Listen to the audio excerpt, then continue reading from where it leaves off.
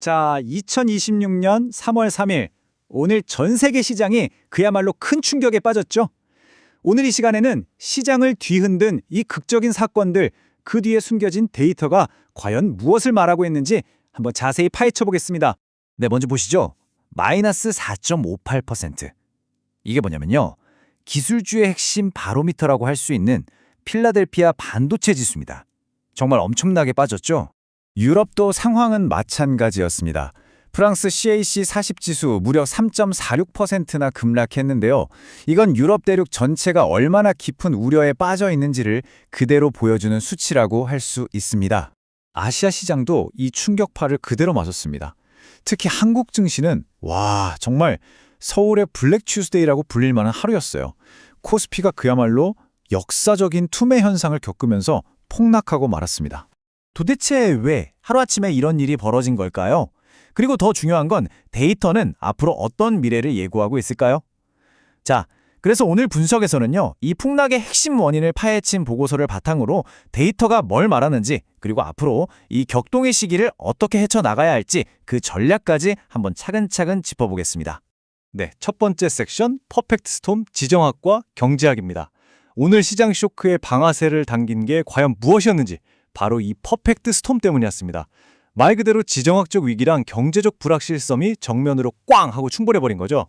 이 위기가 어떻게 전개됐는지 한번 보세요. 지난 주말 2월 28일에 에픽 퓨리 작전이라는 게 시작됐고요.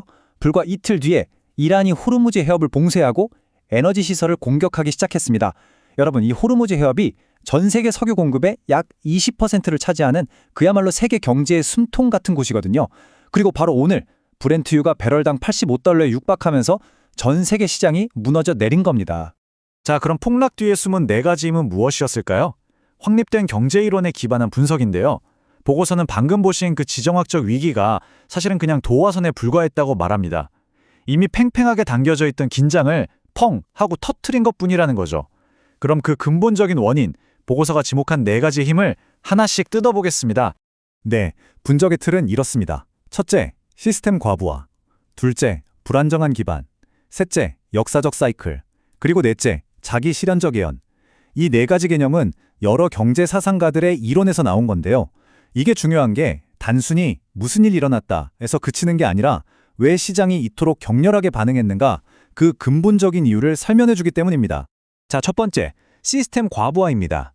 군터 디크의 이론인데요. 이게 뭐냐면 요즘 시장은 너무 모든 게 연결되어 있고 정보가 넘쳐나다 보니까 아주 사소한 소음 하나를 엄청나게 큰 위험 신호로 오해해서 다 같이 패닉에 빠진다는 거예요. 생각해보세요. 얼마 전에 AI 권위론 루머 하나 때문에 시장이 800포인트나 빠졌었잖아요.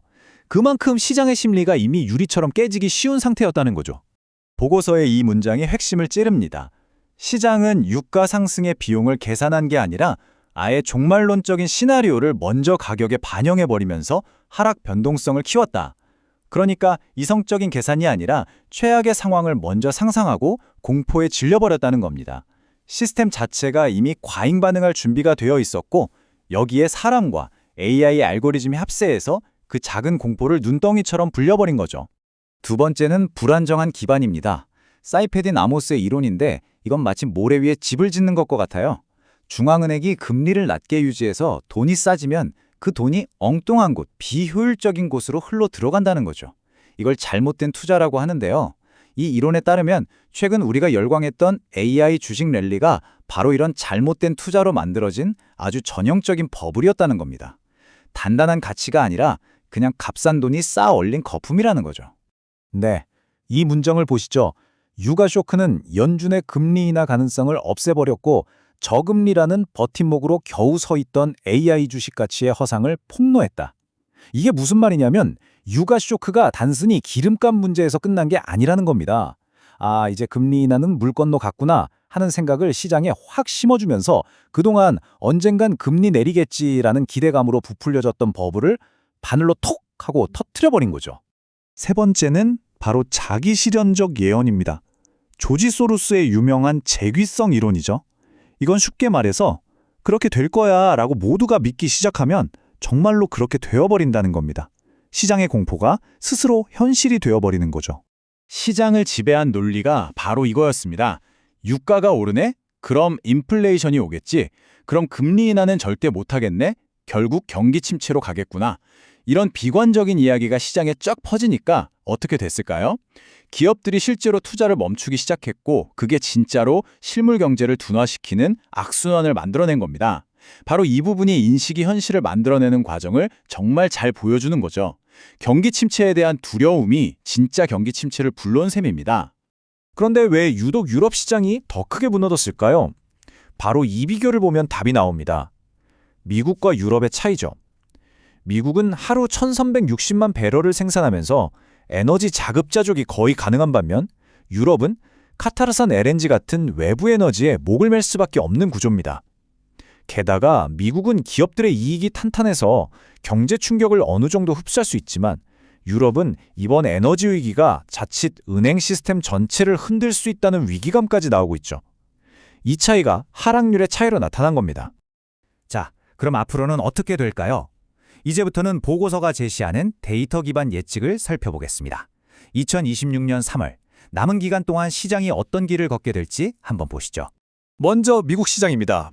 오늘 다우존스가 48,501에 마감했는데요. 보고서는 3월 말까지 저점은 46,200, 고점은 49,100 정도로 보고했습니다. 특히 나스닥이랑 필라델피아 반도체 지수를 보면 저점 예측치가 오늘 종가보다 꽤 낮죠? 기술주 중심의 하방 압력이 좀 더 이어지다가 안정을 찾을 거라는 전망으로 보입니다. 다음은 유럽입니다. 유럽 시장의 전망은 그야말로 가스 가격에 달려있다고 해도 과언이 아닌데요. 특히 제조업 중심인 독일 DAX 지수의 예상 저점이 21,100으로 오늘 종가보다 상당히 낮게 잡혀 있습니다. 그만큼 리스크가 크다고 보는 거죠. 마지막으로 아시아 시장을 볼까요? 한국 코스피는 오늘 5,791로 마감했는데 저점을 5,350까지도 보고 있네요. 계속되는 외국인 자금 유출이 가장 큰 걱정거리입니다. 반면에 중국 시장은 정부가 어떤 부양책을 내놓느냐에 따라 방향이 결정될 것으로 보입니다. 자, 이렇게 시장이 엄청나게 흔들릴 거라고 예측된다면 우리는 어떻게 대응해야 할까요? 마지막으로 보고서가 제시하는 변동성에 대한 전략을 살펴보겠습니다. 이건 데이터에 기반한 정교한 접근법인데요. 미리 말씀드리지만 이건 투자 조언이 아니라 이런 상황에서 어떤 식의 전략적 틀을 생각해 볼 수 있는지 그 프레임워크에 대한 설명이라는 점을 기억해 주세요. 보고서가 제시하는 퀀트 전략은 크게 세 가지 기둥으로 이루어져 있습니다. 첫 번째는 테일 리스크 헤지, 즉 옵션 같은 걸 이용해서 혹시 모를 최악의 폭락에 대비하는 방어 전략이고요. 두 번째는 섹터 롱숏, 이건 유망한 섹터는 사고 어려울 것 같은 섹터는 파는 식으로 격차를 활용하는 겁니다. 마지막은 차익 거래인데 시장이 혼란스러울 때 생기는 일시적인 가격 불균형을 포착해서 수익을 내는 거죠. 자, 방금 말씀드린 롱숏 전략을 좀 더 구체적으로 볼까요?